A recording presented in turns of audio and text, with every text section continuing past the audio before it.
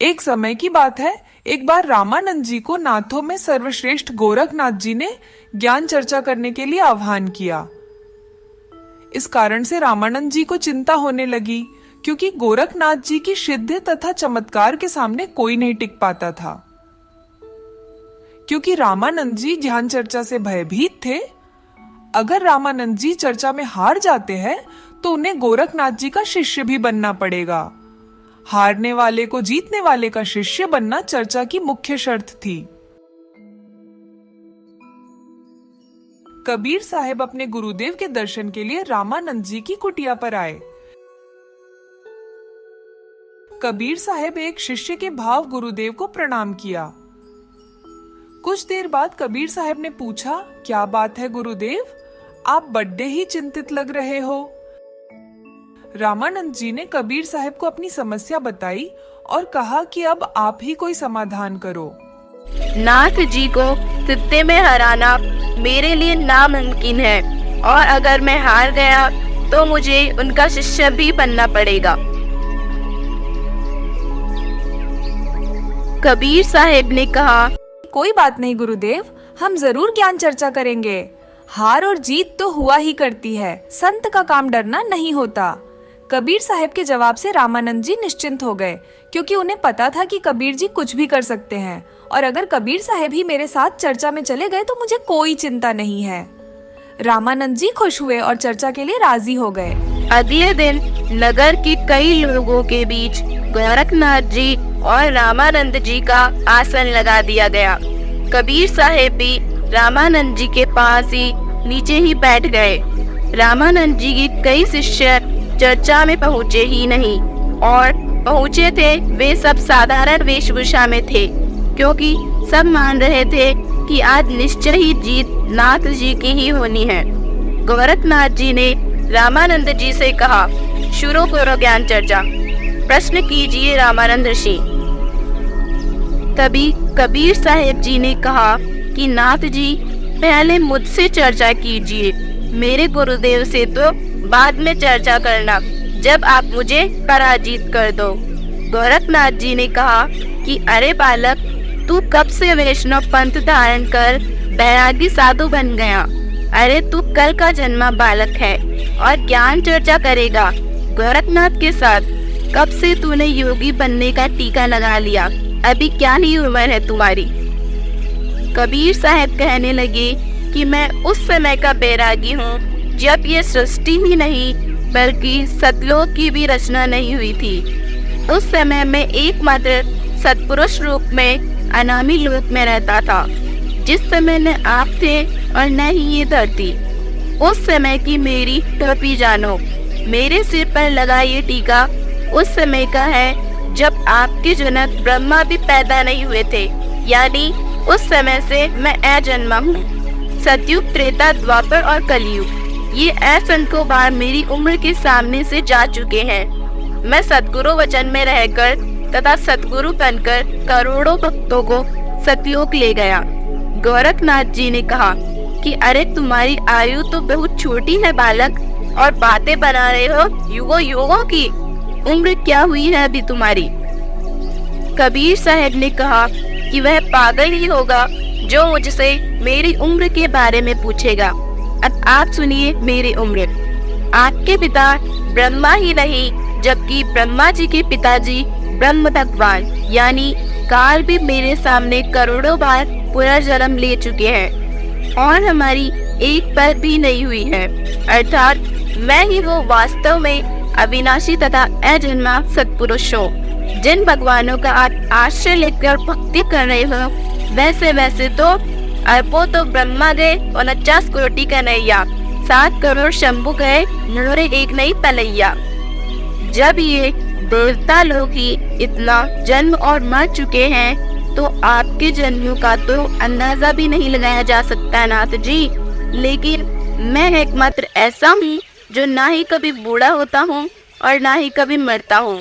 मैं सदैव जवान रूप में ही रहता हूँ। जिस समय आपके ब्रह्म के 21 ब्रह्मांड तथा पर ब्रह्म के 7 संख ब्रह्मांड नष्ट हो जाएंगे, तब केवल मेरे लोक अर्थात सतलोक तथा उसके ऊपर के 3 लोग ही शेष बचेंगे। तब हमारे ही आदेश से अचिंत पुरुष ब्रह्मा तथा पर ब्रह्म को वापस से ये डमडमे बना कर देता है, यानी सृष्टि रचना करता है। आप सब मेरे ही अंश हो, इसलिए मैं सभी जीवों को उसी सतलोक का निवासी बनाने के लिए इस पृथ्वी पर आता हूँ। और सतलोक का निवासी सतनाम और सार नाम से ही बना जा सकता है, जो केवल पूर्ण गुरु ही प्रदान कर सकता है। ये है हमारी गुरु। गोरखनाथ जी ने देख लिया कि यह बातों में तो बाज नहीं आएगा। तब नाथ जी सीधे से अपने स्थान से उड़े और अपने पास गड़े त्रिशूल पर जाकर बैठ गए। गोरखनाथ जी ने कहा, अब आओ मेरे बराबर और करो ज्ञान चर्चा। कबीर साहब ने कहा कि नाथ जी, हमारी चर्चा ज्ञान की चल रही है, ये नाटकबाजी करने की नहीं। अपने ज्ञान से ही प्रश्न जवाब दो। अध्यात्म से जुड़े सवाल जवाब से ही जनता को सद्भक्ति का पता चलेगा। नाथ जी ने कहा कि अगर तुम्हारे पास भी कोई सिद्धि है तो बताओ, मेरे साथ बैठकर बताओ। तब झूठी साधना करवा कर जनता को मूर्ख बना रहे हो। कबीर साहब ने कहा कि सिद्धि दिखाना ज्ञान चर्चा में नहीं आता नाथ जी। कबीर साहब के बहुत कुछ कहने पर भी नाथ जी नीचे नहीं आ रहे थे। कबीर साहब के पास एक सिमटे हुए धागे की लीर थी। कबीर साहब ने धागे का एक छोर पकड़कर रील को आसमान की तरफ उछाल दिया। पूरा धागा खुलकर लगभग 150 फीट तक की ऊंचाई तक उसका अंतिम छोर पहुंच गया। कबीर साहब वहां से उड़े और धागे के ऊपर वाले छोर पर जाकर बैठ गए। गोरखनाथ जी चौंक गए। कबीर साहब ने कहा कि आइए नाथ जी, अगर मेरे साथ चर्चा करनी है तो मेरे बराबर आइए। गोरखनाथ जी में भी इस प्रकार की सिद्धि थी। नाथ जी वहां से उड़कर जाने लगे तो एकदम से नीचे ही आकर टिक गए। गोरखनाथ जी अब सिद्धि चलाने में असमर्थ थे। कबीर साहब के सामने उनकी सिद्धि फैल हो चुकी थी। गोरखनाथ जी समझ गए कि समर्थ के सामने उनकी सिद्धि काम नहीं कर सकती। गोरखनाथ जी ने कहा कि हे कबीर जी, आप नीचे आइए, मैं आपकी शक्ति जान गया हूँ, लेकिन मुझे ये बताइए कि आप कौन से लोक से आए हैं, कौन सी शक्ति है आप। कबीर साहब जी नीचे आ गए। कबीर साहब ने कहा कि हे अवधूत गोरखनाथ जी, मैं उस अविगत स्थान सतलोक से चलकर आया हूँ, जिसकी गति कोई भी नहीं जान सकता। मेरा जन्म नहीं हुआ है। मैं स्वयं अपनी शक्ति से बालक रूप धरकर लहर तारा तालाब में कमल के फूल पर अवतरित हुआ हूँ। मेरा शरीर भी आपके जैसे रक्तचाम का नहीं है। मेरा शरीर एकमात्र नूर तत्व का है। सर्व सृष्टि का माता और पिता मैं ही हूँ, क्योंकि जिस पूर्ण परमेश्वर का नाम कबीर है वो मैं ही हूँ। आपका ज्योति निरंजन काल ब्रह्मा भी मेरा ही जाप करता है। मेरे उस सतलोक में वही जा सकता है जिसके बाद सतनाम और सारनाम होता है। हे नाथ जी, यह मोक्ष की विधि मैंने आपको बताई है, इसे और कोई नहीं जानता। एकमात्र सतनाम प्राप्त प्राणी ही जानता है। आप तो न जाने कितनी बार मर और जन्म गए हैं।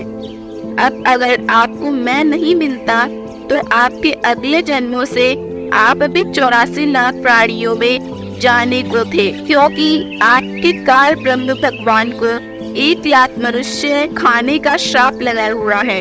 इसलिए ये आपको इतने प्राणियों में केवल एक मानव शरीर देता है। ये नहीं चाहता कि आप सतलोक जा पाओ और इस काल के लोक से मुक्ति पा पाओ। गोरखनाथ जी ने कहा कि मैं एक और परीक्षा लेना चाहूंगा। उसमें अगर आप मुझे पराजित कर देते हो तो मैं आपको गुरु धारण कर लूंगा।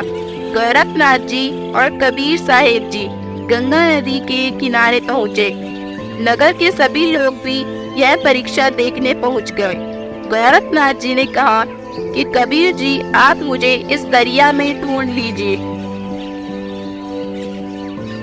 गोरखनाथ जी नदी में प्रवेश कर गए और नदी में गायब हो गए। कुछ देर बाद कबीर साहब ने नदी में प्रवेश किया। कबीर साहब ने एक मछली को पकड़कर बाहर पटक दिया। वह गोरखनाथ जी थे और उन्हें जनता के सामने वापस गोरखनाथ ही बना दिया। गोरखनाथ जी ने कबीर साहब जी के चरण पकड़ लिए और कहा कि आप स्वयं कोई अवतार से कम नहीं है, निश्चय ही आप परम शक्ति हो, मुझे अपना दास स्वीकार कीजिए। तब कबीर साहब ने गोरखनाथ जी को अपना शिष्य बनाकर सद्भक्ति प्रदान की। उसी ज्ञान से गोरखनाथ जी दुनिया में सबसे विद्वान ज्ञानी कहलाए। ये अनमोल ज्ञान जगत गुरु तत्वदर्शी संत रामपाल जी महाराज के सत्संगों का अंश मात्र है। संपूर्ण आध्यात्मिक ज्ञान के लिए सुनिए संत रामपाल जी महाराज के मंगल प्रवचन। आप संत रामपाल जी महाराज जी के मंगल प्रवचन संत रामपाल जी महाराज एप्लीकेशन पर भी सुन सकते हैं तथा उनके द्वारा लिखी पुस्तकें भी डाउनलोड कर सकते हैं।